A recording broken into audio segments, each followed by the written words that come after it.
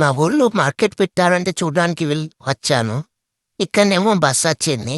ఈ బస్ కాడ పెట్టిర్రు బస్ స్టేషన్‌ల. ఈ బస్సేమో తంతాలు పడతాంది. తీసుకోనీకి. ఎందుకంటే అక్కడ లైటింగ్ కోసం అది మొత్తం పాతిల్లు. పాతయితే లైటింగ్ పెట్టిల్లు. సో, అందుకోసమే బస్సు మొత్తం తంతాలు పడతాంది. ఎట్లా పోవాల్నో ముందుకు పోతాంది, వెనకకు పోతాంది. ఘోరంగా తంటాలు పడతాంది. తంటాలు పడుకుంటా ఇగ పోయింది. ఇగ మార్కెట్‌ల ఏమేమున్నాయో చూద్దామని ఇగ చూస్తున్నాం. బానే పెట్టిల్లు గదా! ఇక్కడనైతే సొరకాయలు అంటే బాటిల్ ఘాటు, ఉల్లిగడ్డలు, ఆనియన్స్, పొటాటోస్ ఆహ్, అన్నున్నయి.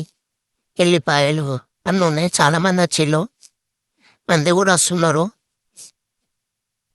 ఇగ సిటీలో ఎట్లా పెడతారో మా ఊళ్ళో గూడా గట్లనే పెట్టిల్లు మార్కెటయితే. ఇగ జనాలు గూడా మంచిగనే వస్తున్నారు.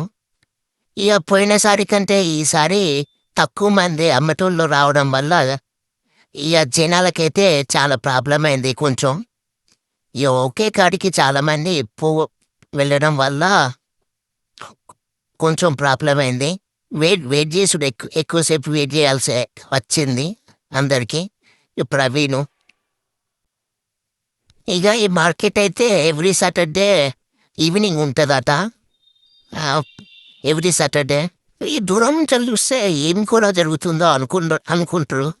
కానీ దగ్గరికెత్తే మార్కెట్ ఇది. చూడండి చాలా మంది వచ్చిల్లు.